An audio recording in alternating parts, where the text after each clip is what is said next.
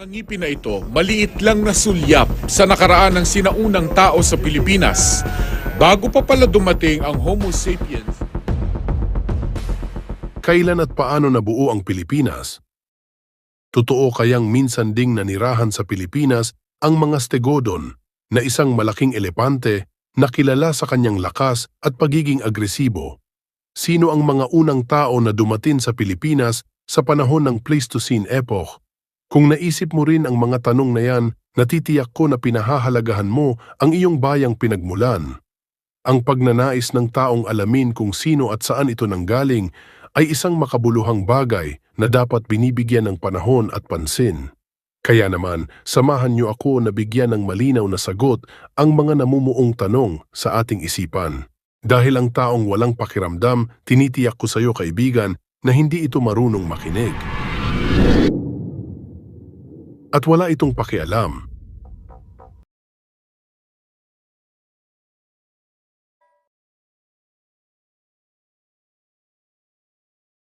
Ang Pilipinas ay isang arkipelago na binubuo ng mahigit 7,000 isla. Ang pagbuo at pag-usbong nito sa mapa ay naganap sa iba't ibang yugto ng panahon. Ang Pleistocene epoch, mga 2.6 na milyon hanggang 11,707 taon na nakararaan, ay isang mahalagang panahon sa kasaysayan ng Pilipinas. Ito ang panahon kung kailan nagsimula ang pagbuo ng mga pangunahing isla ng bansa at nagkaroon ng mga land bridge na nagkonekta sa mga isla sa mainland Asia. Ang mga pangunahing isla ng Pilipinas ay nabuo dahil sa tectonic activity at pagtaas ng antas ng dagat. Sa panahon ng Pleistocene, ang antas ng dagat ay mas mababa kaysa ngayon na nagresulta sa pagbuo ng mga land bridge na nagkonekta sa mga isla ng Pilipinas sa mainland Asia. Ang mga land bridge ay nagbigay daan sa migrasyon ng mga tao at hayop mula sa mainland Asia patungo sa Pilipinas. Ang mga unang tao sa Pilipinas ay nagsimulang mag-develop ng mga kultura at paraan ng pamumuhay sa panahon ng Pleistocene. Ang Pleistocene ay isang panahon ng malaking pagbabago sa ebolusyon ng mga hayop sa Pilipinas. Ang mga hayop na nagmula sa mainland Asia ay umangkop sa mga bagong kapaligiran sa mga isla. Ang mga arkeologo ay nakakahanap ng mga ebidensya ng pamumuhay ng tao sa panahon ng Pleistocene sa iba't ibang bahagi ng Pilipinas. Kabilang dito ang mga kagamitang bato na nagmula sa panahon ng Pleistocene ay natagpuan sa iba't ibang mga archaeological sites sa Pilipinas. Ang mga labi ng mga hayop na nabuhay sa panahon ng Pleistocene ay natagpuan din sa mga archaeological site. Ang mga cave painting na nagmula sa panahon ng Pleistocene ay natagpuan sa ilang mga kuweba sa Pilipinas. Mga 30,000 taon na nakalipas, ang mga unang tao tulad ng Homo sapiens ay dumating sa Pilipinas. Ang mga ito ay maaaring nagmula sa mga migrasyon mula sa mainland Asia. Ang Pleistocene epoch ay isang mahalagang panahon sa kasaysayan ng Pilipinas. Ito ang panahon kung kailan nagsimula ang pagbuo ng mga pangunahing pulo ng bansa at nagkaroon ng mga unang tao na nanirahan dito. Ang mga natuklasan sa archaeology ay nagbibigay ng mahalagang impormasyon tungkol sa mga unang tao sa Pilipinas at sa kanilang kultura. Sa paglipas ng panahon, ang mga land bridge ay nawasak dahil sa pagtaas ng antas ng dagat at ang mga isla ay naging hiwalay na mga unit. Ang Pleistocene epoch ay nagbigay daan sa pag-unlad ng Pilipinas bilang isang bansa.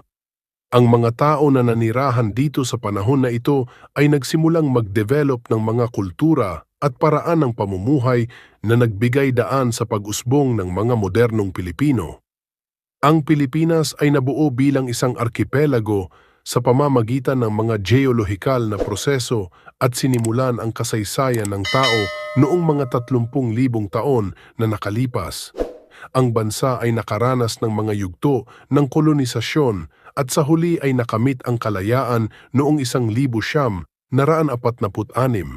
Ang panahon ng sinaunang Pilipinas ay nagbigay ng pundasyon para sa pag-unlad ng mga unang kultura at lipunan sa Pilipinas.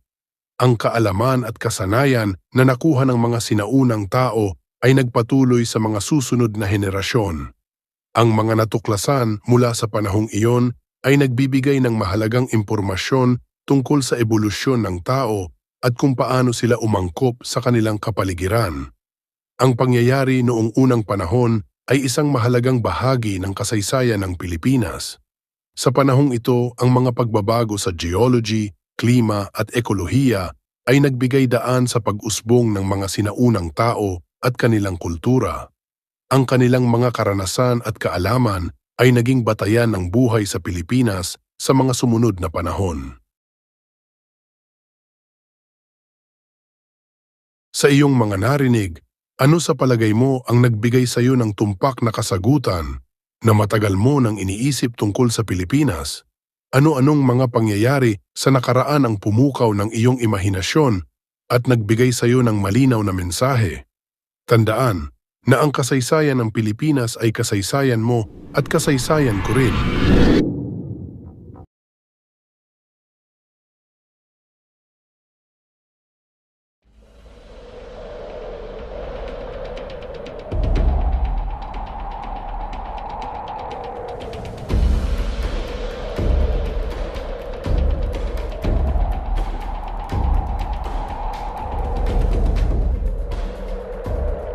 Sa gitna ng kagandahan ng Callao Cave sa Pilipinas, natuklasan ang mga buto ng isang sinaunang tao na pinangalanang Homo luzonensis. Ang kanilang mga buto na naglalaman ng mga misteryo ng nakaraan ay nagbukas ng isang bagong kabanata sa kasaysayan ng ebolusyon ng tao, na maaaring magpabago sa kwento ng mga nalalaman natin tungkol sa kanila. Papaano sila nakarating sa Pilipinas? Saan sila nagmula? At ano ang kanilang kwento? Nakakaintrigang malaman kung sino nga ba ang Homo luzonensis at bakit sila itinuturing na kakaiba ng mga arkeologo.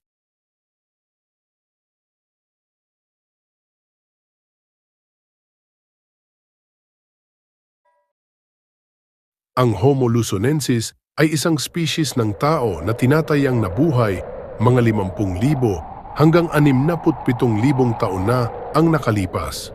Ang mga buto na natagpuan ay kinabibilangan ng mga buto ng kamay ng tao, paa at ngipin na nagpapakita ng mga natatanging katangian na hindi matatagpuan sa iba pang mga uri ng tao, tulad ng Homo sapiens at Homo floresiensis. Ang mga unang tao, kabilang ang Homo luzonensis, ay maaring nagmula sa mainland Asia. Sa panahon ng Pleistocene, kung saan pinaniniwalaan na sa panahong ito ay mababa pa ang level ng tubig sa ating mga karagatan, na dahilan kung bakit nagkaroon ng pansamantalang tulay na nagdurugtong sa mga isla ng Pilipinas sa Asia. Ayon sa mga mananaliksik, maaaring ang mga sinaunang tao na ito ay naglakbay mula sa mainland Asia patungo sa Pilipinas upang maghanap ng angkop na kapaligiran at sagana sa mapagkukunan ng pagkain. Dahil sa mga nabuong anyong lupa na nagdurugtong sa mga lupain noong unang panahon, ang posibleng dahilan sa pagkalat ng mga tao at hayop patungo sa iba't ibang panig ng mundo.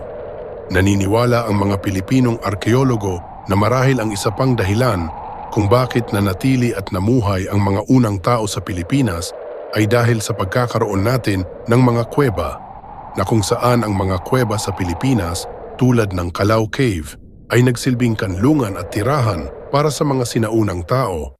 Ang kanilang kakayahang makahanap ng ligtas na mga lugar para mamuhay ay nakatulong sa kanilang para manatili sa isang lugar. Samantala, ang mga buto na natagpuan sa loob ng Callao Cave ayon sa mga eksperto ay nagpapakita tungkol sa kanilang kultura at teknolohiya. Ang mga buto ng Philippine deer ay kasamang natagpuan sa loob ng kuweba na nagpapahiwatig na ang Homo luzonensis ay nag-aalaga ng mga hayop. Mayroon ding mga cut marks sa mga buto ng deer na di umano isang matibay na katibayan na noon pa man ay may angking kakayahan na ang mga unang Pilipino na gumamit ng mga bagay para sa kanilang pagproseso ng kanilang pagkain ng karne. Ang kanilang natuklasang buto ay nagbigay din ng mga bagong impormasyon tungkol sa ebolusyon ng tao at ang pagkakaiba-iba ng mga species ng tao na nanirahan sa rehiyon. Ang Homo luzonensis ay nagpapakita ng kakayahan ng mga sinaunang tao na makisama sa iba't ibang kapaligiran at nagbibigay ng konteksto sa kasaysayan ng tao sa Pilipinas. Ang mga natuklasan ay nagpatibay sa halaga ng arkeolohiya sa pag-unawa ng ating nakaraan at mga pinagmulan. Ang naiibang katangian nito ay nagpapakita na ang Homo luzonensis ay isang kakaibang species na yumabong sa isang natatanging paraan, malamang dahil ito sa kanilang pag-iisa sa mga isla ng Pilipinas. Ang kanilang pagkakadiskubre ay nagpapalawak ng ating kaalaman tungkol sa ebolusyon ng tao at ipinapakita nito ang pagkakaiba-iba ng mga species ng tao na nanirahan sa mundo. Noong 2010, ang mga buto ng Homo luzonensis ay inakala noong una na kabilang sa mga modernong buto ng tao, ngunit noong 2019, matapos ang pagkakatuklas ng mas maraming specimens, doon nila nadiskubre na sila ay tinukoy bilang isang bagong species dahil sa pagkakaroon ng iba't ibang mga katangian na katulad ng mga modernong tao, pati na rin ang mga Australopithecus at early Homo. Samantala noong 2023, isang bagong pag-aaral ang isinagawa na ikinagulat ng mundo dahil natukoy na ang mga fossilized remains ng Calauman ay 134,000 taon ang gulang na mas matanda pa kaysa sa dating inaakala ng karamihan. Ang kwento ng Homo luzonensis ay isang mahalagang bahagi ng kasaysayan ng tao sa Pilipinas. Sa kanilang natuklasang mga buto, nagkakaroon tayo ng mas malalim na pag-unawa sa ebolusyon ng tao at ang mga hamon na hinarap ng mga sinaunang tao sa kanilang paglalakbay patungo sa mga isla sa Pilipinas. Ang kanilang kwento ay patuloy na nagbibigay inspirasyon sa pag-aaral at pag-unawa ng ating mga pinagmulan. Sa iyong mga narinig, ano ang iyong pananaw tungkol sa natuklasang mga buto ng sinaunang tao sa Pilipinas? Naniniwala ka ba na tayo ay nanggaling mula sa lahi ng unggoy? At ano naman kayang mga pangyayari ngayon ang pumupukaw ng iyong imahinasyon at nagbigay sa iyo ng malinaw na mensahe?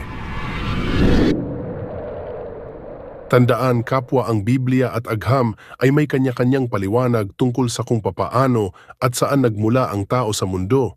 Subalit ang pag-unawa sa Biblia at Agham ay isang personal na pananaw. Maraming tao ang nagsisikap upang pagbuklurin ang dalawa, habang ang iba naman ay mas gusto na hiwalay ang mga ito. Walang iisang tamang sagot. Ang mahalaga ay ang pagkakaroon ng bukas na kaisipan at paggalang sa iba't ibang pananaw.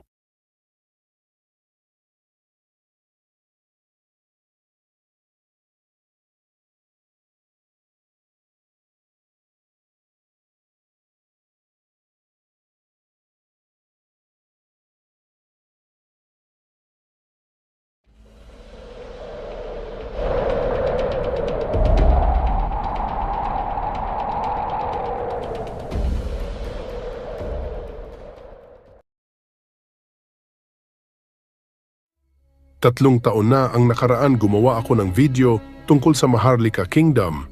Sa katunayan, umabot ito ng 13,000 views sa YouTube at patuloy pa itong nadaragdagan.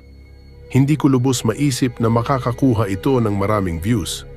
Marami ang naintriga at nagbigay ng kanya-kanyang opinyon tungkol sa Maharlika Kingdom. Subalit nagkaroon ata ng kalituhan. Gusto ko lamang pong linawin na wala po akong intensyon na baguhin ang paniniwala ng aking manunood, kundi ibinabahagi ko lamang po ang punto ng dalawang panig, ang isa para sa mga naniniwala at ang isa naman ay para sa mga hindi naniniwala. Wala pong pagkumpirma mula sa aking panig. Ngayon sa tanong kung totoo ba o hindi ang Maharlika Kingdom, sino ba sa atin ang higit na nakaalam? Sa totoo lang, wala talagang tumpak na sagot. Dahil maaaring maging totoo ito para kay Pedro, subalit hindi naman kay Juan. Kaya naman kung gusto niyo itong mapanood ay ilalagay ko ang link sa ibaba.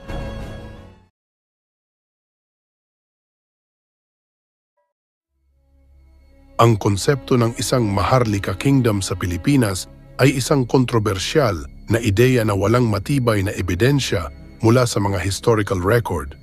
Bagamat may mga tao na nagsasabi na nagmula raw sila sa isang maharlikang pamilya at may mga dokumento ipinakikita bilang patunay, ang mga ito ay hindi kinikilala ng karamihan sa mga historiador at akademiko.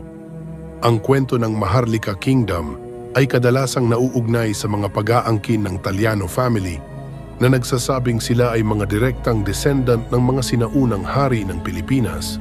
Ang kanilang mga pag-aangkin ay nakabatay sa mga dokumento tulad ng Original Certificate of Title o ng OCT 01-4 na nagsasabing nagmamay-ari sila ng buong kapuluan ng Pilipinas. Ang mga pag-aangkin na ito ay unang lumitaw noong panahon ng martial law sa ilalim ni Pangulong Ferdinand Marcos. Ginamit ni Marcos ang konsepto ng Maharlika bilang isang simbolo ng pambansang pagkakaisa at autoridad. Maraming mga historiador at akademiko ang nag-aalinlangan sa mga kwento ng Taliano family at sa konsepto ng Maharlika Kingdom. Walang sapat na makasaysayang ebidensiya na sumusuporta sa pagkakaroon ng isang sentralisadong kaharian sa buong Pilipinas bago pa man dumating ang mga Espanyol. Ang mga sinaunang Pilipino ay may mga barangay na mga maliliit na pamayanan na pinamumunuan ng mga datu. Ang mga pahayag ng Taliano family ay kadalasang naglalaman ng mga pagbabago sa mga makasaysayang record at mga interpretasyon na hindi tugma at malayo sa katotohanan, kaya naman hirap itong paniwalaan ng karamihan at ang resulta ay nagdudulot ito ng mga debate at kontrobersya. Ang kwento ng Maharlika Kingdom ay minsan na itinuturing na isang conspiracy theory na naglalayong magbigay ng alternatibong kasaysayan ng Pilipinas na nagtatangkang baguhin ang paraan ng pagtingin natin sa ating nakaraan. Ang salitang Maharlika ay patuloy na ginagamit sa modernong Pilipinas, ngunit kadalasan ay may iba't ibang kahulugan. Ginagamit ito bilang isang simbolo ng pambansang pagkakaisa, karangalan at pagiging matapang. Ang ilang mga grupo ay nagtataguyod sa paggamit ng Maharlika bilang bagong pangalan ng Pilipinas, ngunit hindi ito makakuha ng malawakang suporta. Sa kasalukuyan, walang matibay na patunay sa anyo ng mga artifact o makasaysayang dokumento na magpapatunay sa pagkakaroon ng isang sentralisadong Maharlika Kingdom sa Pilipinas bago dumating ang mga Espanyol. Ang mga pahayag ng ilang mga grupo tulad ng Taliano family ay nakabatay sa mga dokumento na hindi kinikilala ng karamihan sa mga historiador at akademiko.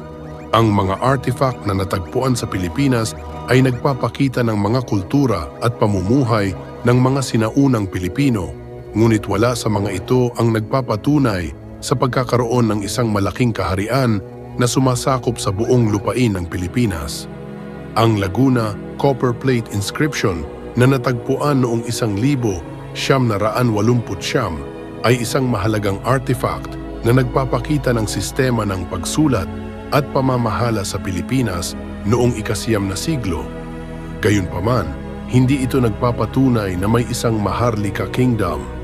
Ang inskripsyon ay nagbanggit ng isang Chief of Medang na maaaring tumutukoy sa isang lugar sa Java at isang Chief of Diwata sa Butuan, Mindanao. Ang mga kwento tungkol sa Maharlika Kingdom ay kadalasang nakabatay sa mga interpretasyon ng mga makasaysayang talaan at mga alamat na hindi palaging tumutugma at hindi pinaniniwalaan ng karamihan. Ang kwento ng Maharlika Kingdom ay isang halimbawa ng kung paano maaaring magamit ang kasaysayan para sa mga layuning pampulitika at pang-ideolohiya. Talagang kamangha-mangha ang konsepto ng Maharlika Kingdom, ngunit walang matibay na ebidensya sa pamamagitan ng mga artifact o makasaysayang dokumento na magpapatunay sa pagkakaroon nito. Ang mga historiador ay nag-aalinlangan sa mga kwento at itinuturing nila ang mga ito bilang mga alamat o mga paghayag na walang batayan. Ang ilan sa mga tao ay nagsasabi na ang Maharlika Kingdom ay isang katang-isip na nilikha upang itaguyod ang pambansang pagkakaisa at karangalan. Gayunpaman, may mga iba pang mga tao na naniniwala sa pagkakaroon ng Maharlika Kingdom. Ang mga ito ay nagkikipagtalo na ang mga alamat ay batay sa katotohanan at ang mga artifact at dokumento na magpapatunay sa kaharian ay maaring mahanap sa hinaharap. Ang mga nagsusulong ng Maharlika Kingdom ay nagsasabi ng mga argumento na nagmumula sa mga alamat, mga pangalan ng lugar at mga tradisyon. Gayunpaman, ang mga argumento na ito ay hindi sapat upang patunayan ang pag-iral ng Maharlika Kingdom. Sa aking palagay, ang katotohanan ng Maharlika Kingdom ay nananatiling isang misteryo. Walang matibay na ebidensya na nagpapatunay sa pagkakaroon nito, ngunit may mga tao na naniniwala sa mga alamat. Ang kwento ng Maharlika Kingdom ay isang mahalagang bahagi ng pambansang pagkakakilanlan ng mga Pilipino. Ngunit mahalagang tandaan na ito ay isang kwentong bayan na hindi pa napapatunayan. Sa iyong mga narinig, ano sa palagay mo? Totoo nga ba ang Maharlika Kingdom o isa lamang itong kathang-isip na may layuning pagbuklurin ang mga Pilipino?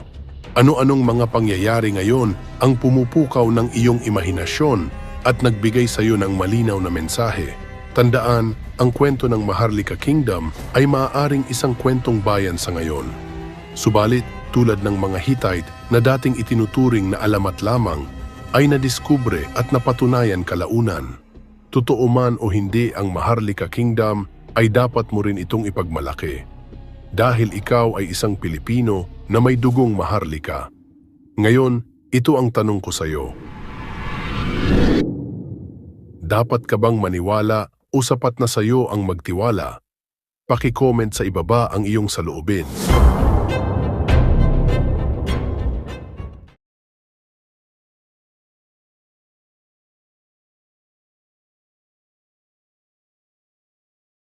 Alam nyo kasi, yung Hudyo po ang pinili ng Diyos ang mga Israelita. Pero nung bago siya pumanig sa langit, sinabi ni Kristo sa mga Hudyo, aalisin sa inyo ang kaharian ng Diyos. Mawawala pala sa Israel Ibibigay sa isang bansa na nagkakabunga. Ang Pilipinas ay isang bansang mayaman sa kultura at kasaysayan, subalit mayroon din itong tinatagong misteryo na patuloy na pumupukaw ng imahinasyon ng karamihan. Sa loob ng mga talata ng banal na kasulatan, may mga salita na nagpapahiwatig ng mga katangian na maaaring magugnay sa Pilipinas, katulad na lamang ng Ophir na pinaniniwalaan ng karamihan na matatagpuan daw sa Pilipinas.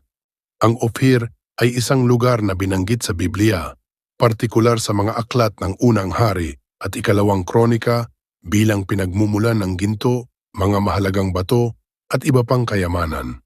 Subalit, hindi tinukoy ang eksaktong lokasyon. Maraming mga espekulasyon ang lumutang tungkol sa eksaktong lokasyon ng Ophir. Subalit, may isang bukod-tangi ang nagpapahiwatig na maaaring ang Ophir ay matatagpuan sa Pilipinas. Bago ka magtaas ng kilay, bakit hindi mo muna pakinggan ang mga argumentong bubuo sa teoryang ito? Ang paghahanap sa lokasyon ng Ophir ay nagdudulot ng mga debate sa karamihan. Subalit sino at ano nga ba ang Ophir na binabanggit sa Biblia? May katotohanan ba na sa Pilipinas ito matatagpuan?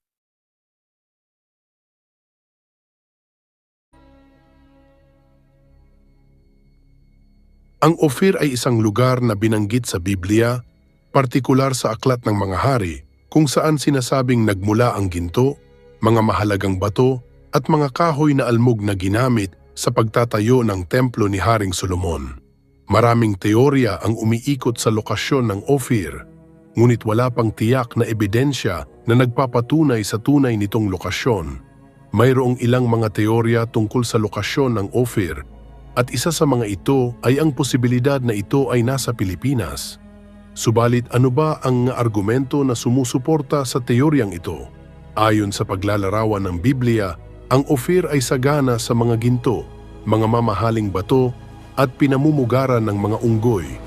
Ang Pilipinas ay kilala sa kanyang mga deposito ng ginto at iba pang mineral, pati na rin sa kanyang mga kagubatan na tahanan ng iba't ibang uri ng mga unggoy. Pinaniniwalaan na noong unang panahon, ang Pilipinas ang nagtataglay ng pinakamaraming ginto. Katunayan daw nito ay ang mga nahukay na artifacts na mga alahas na ginto sa Surigao. Natagpuan ito ng isang construction worker noong 1971. Isang pang-argumento ng ilan, ang mga ruta ng kalakalan ng mga sinaunang panahon ay dumadaan sa Timog Silangang Asya at posible na ang mga barko mula sa Israel ay nakarating sa Pilipinas. Ang Pilipinas ay matatagpuan sa isang estratehikong lokasyon sa rehiyon na nagbibigay daan para madaling maka-access sa mga pangunahing ruta ng kalakalan ng panahong iyon. Sinasabi na mayroong ilang mga pagkakatulad sa mga wika at kultura ng mga sinaunang tao sa Pilipinas at sa mga tao na binanggit sa mga ulat tungkol sa Ophir. Halimbawa, ang mga sinaunang tao sa Pilipinas ay may mga kasanayan sa pagmimina at paggawa ng mga alahas, katulad ng mga tao sa Ophir. Gayunpaman, mayroon ding mga argumento na kumukontra sa teoryang ito. Naninindigan ang mga eksperto na walang sapat na arkeolohikal na ebidensya na nagpapatunay na ang Ophir ay nasa Pilipinas. Ang ilan sa mga arkeologo ay nakahukay ng mga bakas ng mga sinaunang kultura sa Pilipinas, ngunit walang mga tiyak na katibayan na nag-uugnay sa mga ito sa Ophir.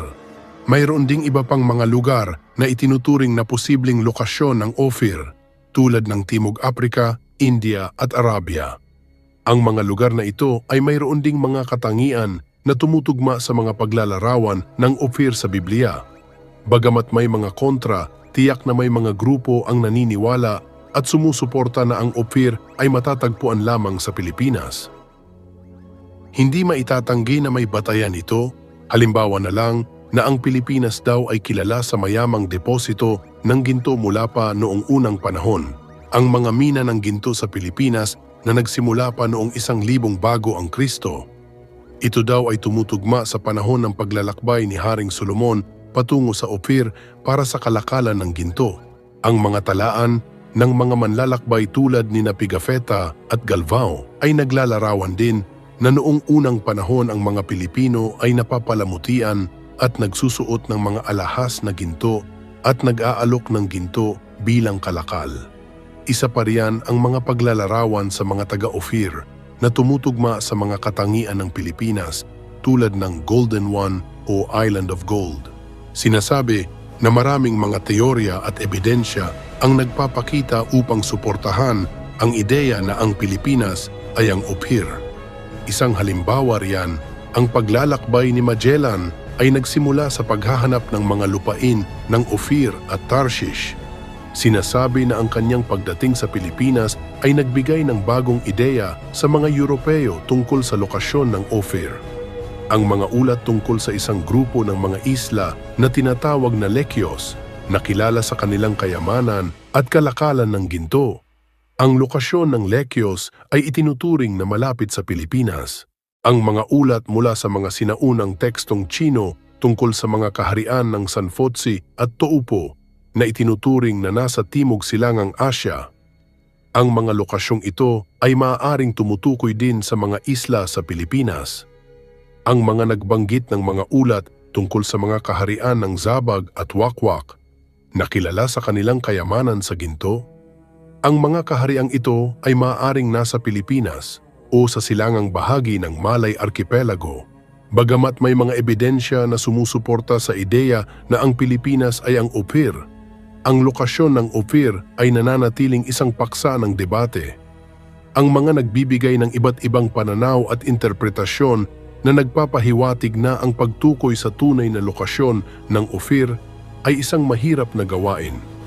Ang mga deposito ng ginto sa Pilipinas ay isang mahalagang bahagi ng kasaysayan at kultura ng bansa, at ang kanilang koneksyon sa Ophir ay nagpapakita ng malalim na ugnayan ng Pilipinas sa mga sinaunang ruta ng kalakalan at paglalakbay. Ang posibilidad na ang Ophir ay nasa Pilipinas ay isang kamangha-manghang teorya na sinusuportahan ng ilang mga argumento. Gayunpaman, walang sapat na arkeolohikal na ebidensya upang patunayan ito. Ang eksaktong lokasyon ng Ophir ay nananatiling misteryo at patuloy na pinag-aaralan ng mga iskolar at arkeologo. Sa iyong mga narinig, ano ang iyong pananaw tungkol sa teorya na ang Ophir daw ay ang bansang Pilipinas? Naniniwala ka ba na ang Pilipinas ay ang misteryosong lugar ng Ophir? Sa ating kwento, ano-ano naman ang pumukaw ng iyong imahinasyon at nagbigay sa iyo ng malinaw na mensahe? Tandaan, ang Biblia ay sadyang mahiwaga. Palagi itong nagbibigay ng mga babala. Kaya naman, maraming tao ang naghihinala. Hindi ba't maraming teksto sa Biblia ang napatunayang totoo at ngayon ay nagkakatotoo na? Sa tamang oras, sasambulat sa lahat ang katotohanan. Kaya naman, maniwala ka man o hindi, hindi na yun ang mahalaga. Kaya ngayon, iiwan ko sa iyo ang tanong. Dapat ka bang maniwala o sapat na sa iyo ang magtiwala? Paki-comment sa ibaba ang iyong saloobin.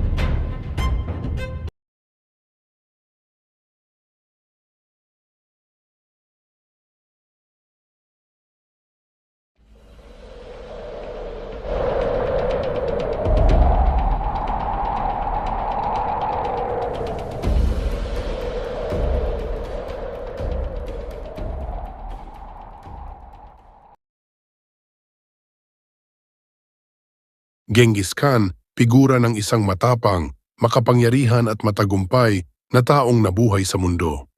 Siya ay isang maalamat na pinuno ng Mongol na pinagisa ang mga tribo ng Mongol at nagtatag ng pinakamalaking imperyo sa kasaysayan. Ang kanyang imperyo ay umabot mula sa silangang Asya hanggang sa silangang Europa at ang kanyang pamumuno ay nagkaroon ng malaking epekto sa kasaysayan ng mundo.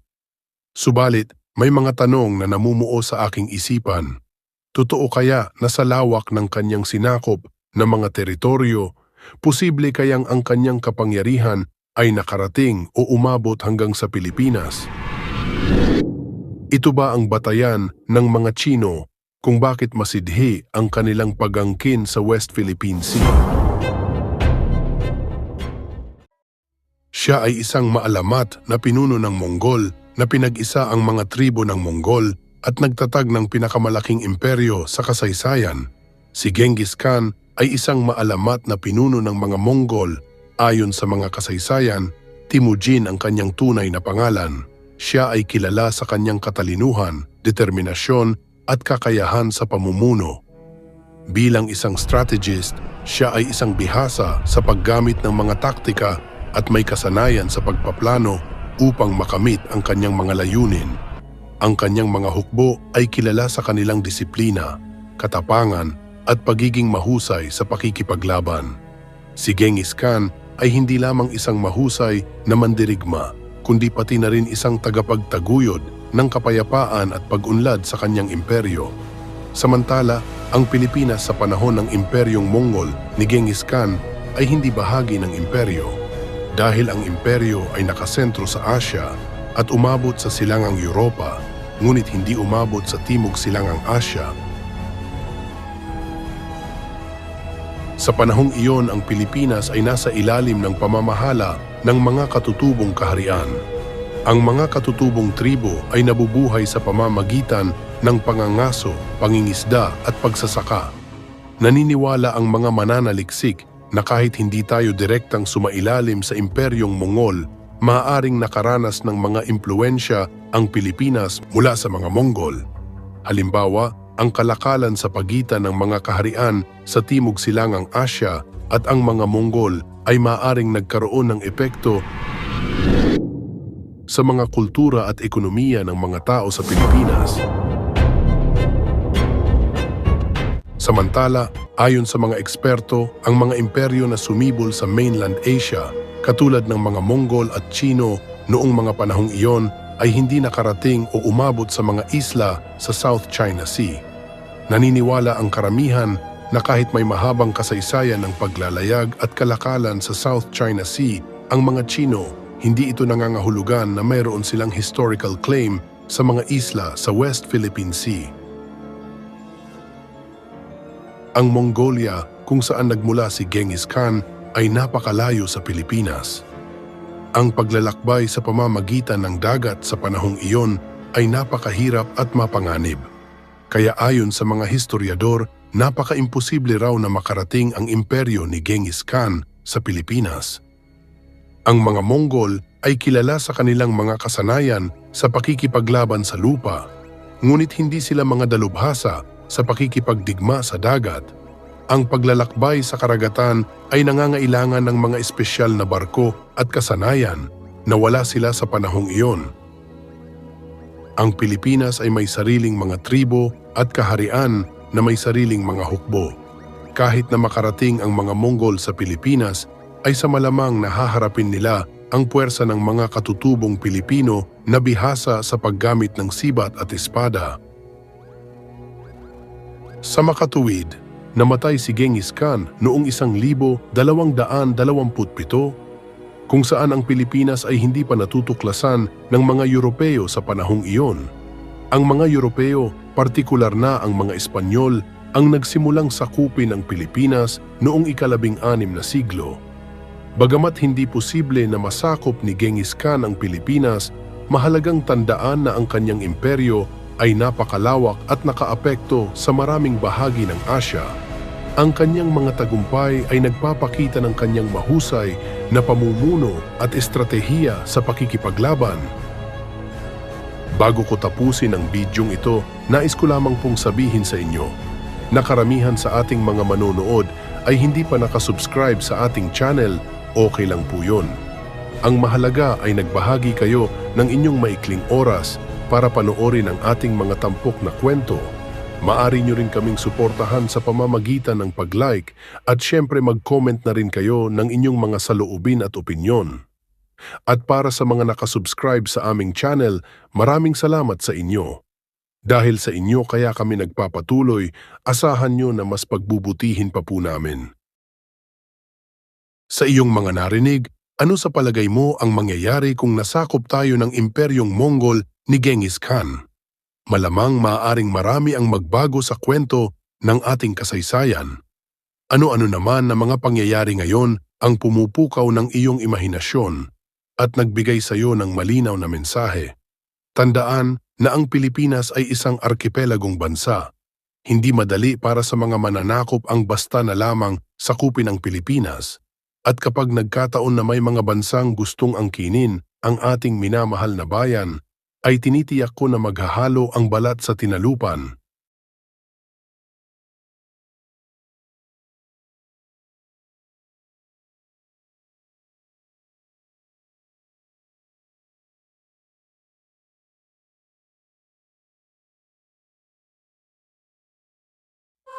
Scientists have unearthed a 100-million-year-old dinosaur fossil in WA.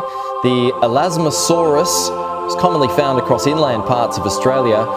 Not so long ago. The monster with 130 razor-sharp teeth, the biting force of a T-Rex, and a skull measuring 2 meters. It might sound like the stuff of legend, but this... Naniniwala ka ba na ang Pilipinas ay umiiral na sa panahon pa lamang ng mga dinosaur? Tulad ng ibang mga bansa, naniniwala ang ilang mga siyentipiko na maaaring minsan din nanahan ang mga dumbuhalang nilalang na ito sa Pilipinas. Pero nilinaw ng mga ito na wala pang natuklasang mga fossil ng dinosaur sa Pilipinas. Malamang na itatanong mo, may dinosaurs bang nabuhay sa Pilipinas? Saan-saan naman kaya ito nanirahan sa Pilipinas? At kung mayroon man, ano-ano bang klase ng mga dinosaurs ang nabuhay rito? Bago ko sagutin ang mga nagbabagang tanong na ito, bilang suporta ay iniimbitahan kita na mag-subscribe sa aming channel. O di kaya naman, maaari mo rin kaming suportahan sa pamamagitan ng pag-like sa ating mga video. O kaya naman ay magbigay ka ng iyong saloobin at mga opinyon sa comment section sa ibaba. Sadya nga bang mahirap makahanap ng pruweba na may nabuhay ding dinosaur sa Pilipinas? Tara at ating alamin.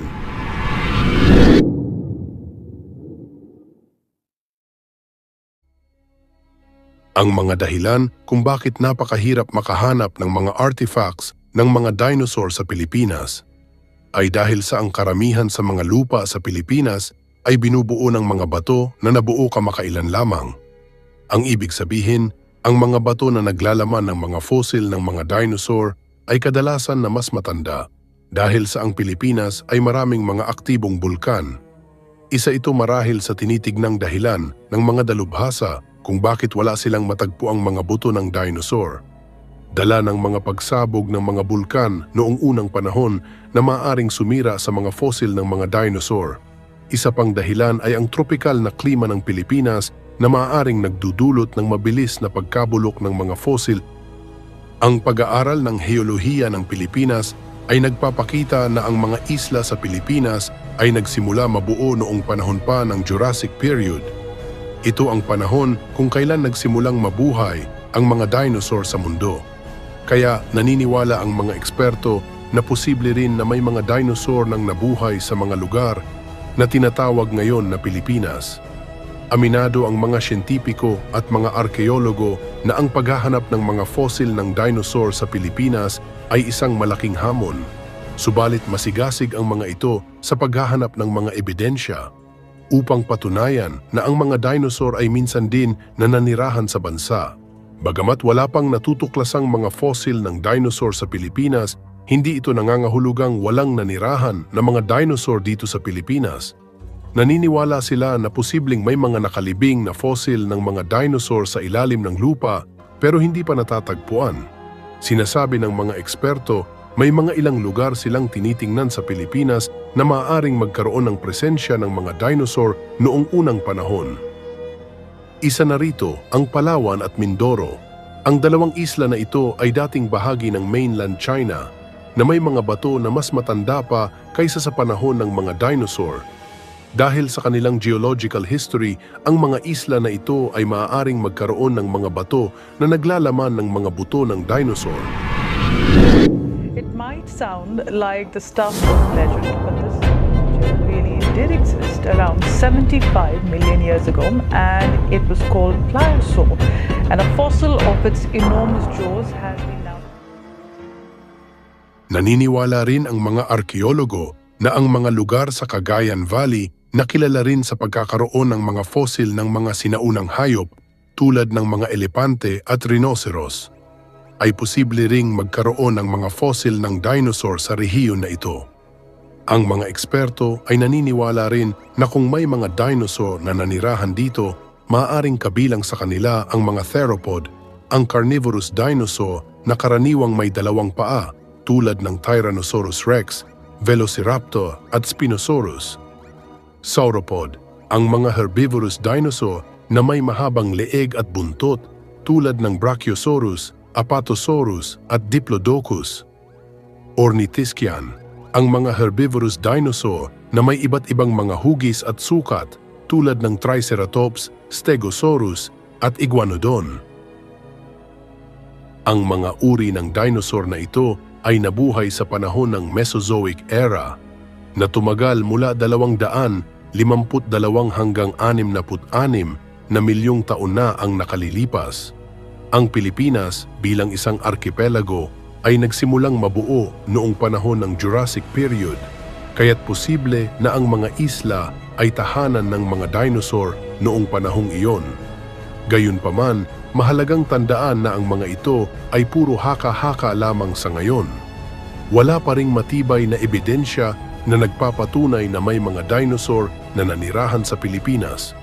Kung sakali man na makahanap ang mga eksperto ng mga patunay tungkol sa pag-iral ng mga dinosaur sa Pilipinas, ay magiging isang mahalagang tuklas ito sa larangan ng paleontology. Ito ay magbubukas ng daan sa atin na mas lalo pang maunawaan ang kasaysayan ng buhay sa mundo at sa pag-unlad ng mga isla ng Pilipinas.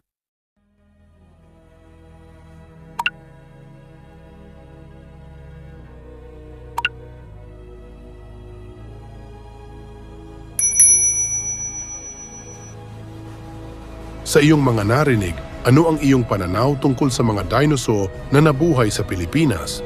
Naniniwala ka ba na ang Pilipinas ay minsan din naging tahanan ng mga dinosaur? Sa ating kwento, ano ang pumukaw ng iyong imahinasyon at nagbigay sa iyo ng malinaw na mensahe? Tandaan, bagamat wala pa ring natutuklasang mga buto ng dinosaur sa Pilipinas, hindi ito sapat para hindi ka maniwala. Maraming bagay dito sa mundo ang sadyang mahiwaga na naghihintay lang matuklasan. Sa tamang oras, sasambulat sa lahat ang katotohanan. Kaya naman, maniwala ka man o hindi, hindi na yon ang mahalaga.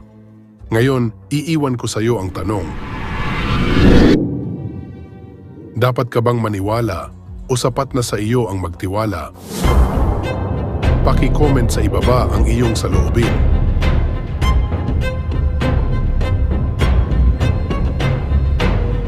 Kung nakita mong isang makabuluhang paksa ito at may natutunan ka, ay huwag mo naman kalimutang i-like, mag-subscribe at ibahagi ang iyong mga saloobin sa mga komento sa ibaba.